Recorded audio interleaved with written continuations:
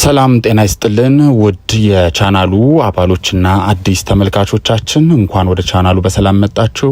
ዛሬ እጅግ አሳዛኝ በሆነ መረጃ ተመልሰናል። ይህም እንደተመለከታችሁት እንግዲህ ነጻነት ወርቅነህ ከዚህ ዓለም በሞት ተለይቷል።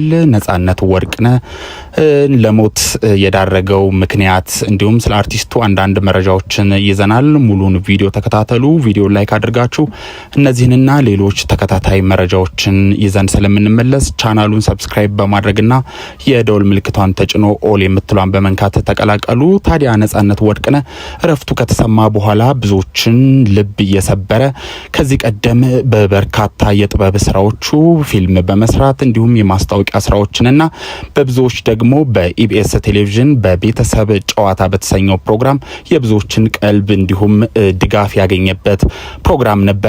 ነጻነት ወርቅነህ ልጅ አባትና ባለትዳር ሲሆን በበርካታ ሰዎች ከኢትዮጵያ ሕዝብ ባለፈ በማህበራዊ ኑሮ የተመሰገነ እንዲሁም በብዙዎች ዘንድ ተወዳጅ የሆነ አርቲስት ነበረ። በዛሬው ዕለት በተሰማው ህልፈቱ እጅግ በማዘንና ነፍሱን ባጸደ ገነት እንዲያኖረው እየተመኘን ስለ ሞት የዳረገውንና አንዳንድ መረጃዎችን እንቀጥላለን። ታዲያ ነጻነት ወርቅነህ በኢንስታግራም ገጹ ህይወቱ ከማለፉ በፊት የገለጻቸው ነገሮች ነበሩ። ታዲያ በ300,000 በላይ ተከታይ ባለው የኢንስታግራም ገጹ ለመጨረሻ ጊዜ ከለጣፋቸው መልእክቶች መካከል እንደምትመለከቱት አንድ ሰው ምን አለኝ ብሎ ይጀምራል። ገንዘብህ እና ጤናህን ስታጣ ምንም አታጣም። ባህሪን ስታጣ አንድ ነገር ታጣለህ። ሁሉንም ነገር ታጣለህ። ያንን አስታውስ። ገንዘብ ሊመለስ ይችላል፣ ጥንካሬም ሊገነባ ይችላል። ነገር ግን ባህሪ የማንነታችን መሰረት ነው። አጥብቀ ጠብቅ፣ በታማኝነት ኑር እና ሌላው ሁሉም ወደ ቦታው ይወድቃል ሲል ተናግሯል። በሌላው ፖስቱ ደግሞ ፍቅር ሰው ሲሞት እንኳን አይጠፋም፣ ወደ ኋላ ይቀራል እና የማንቋቋመው ይሆናል በማለትም ገልጿል። ለመሆኑ ነጻነት ወርቅነህ ከነዚህ ልብ ካላልናቸውና ካላስተዋልናቸው የኢንስታግራም ፖስቶቹ ምን ተረዳችሁ? በተጨማሪም የመጨረሻ እንድንጨምርላችሁ ነጻነት ወርቅነህ ይቀጥላል። ስህተት ነው። ሁሉን ሰው ቢያደርገውም ትክክል ነው። ማንም ሰው ባያደርገውም ይላል። ምናልባት ከጀርባው ቅኔ ይኖረው ይሆን?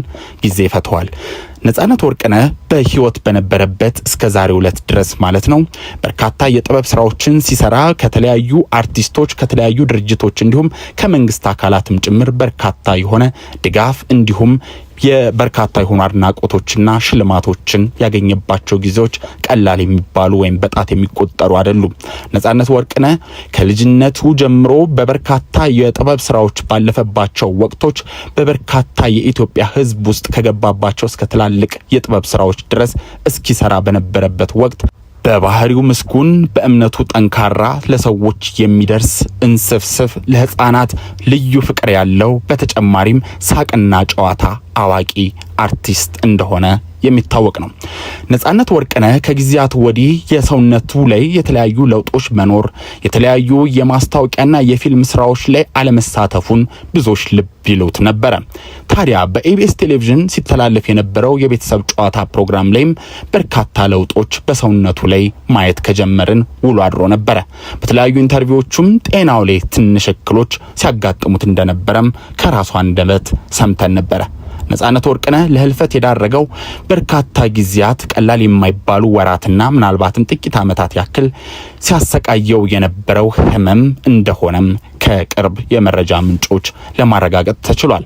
በዛሬው ዕለት ህልፈቱ እስኪሰማ ሰዓት ድረስ ለበርካታ ጊዜያት ከጥበብ በተገለለበት ከካሜራ ጀርባ በሆነበት ወይም ደግሞ ወደ ሚዲያ ባልወጣባቸው በእነዚህ ወቅቶች ጓደኞቹ፣ የቅርብ ቤተሰብና በተለይም ደግሞ ባለቤቱ በውጭ ሀገርም በርካታ የሆኑ ትላልቅ የሕክምና መስጫ ተቋማት ላይ ሕክምናውን ሲያደርግ እንደነበረም መረጃዎች ወጥቷል።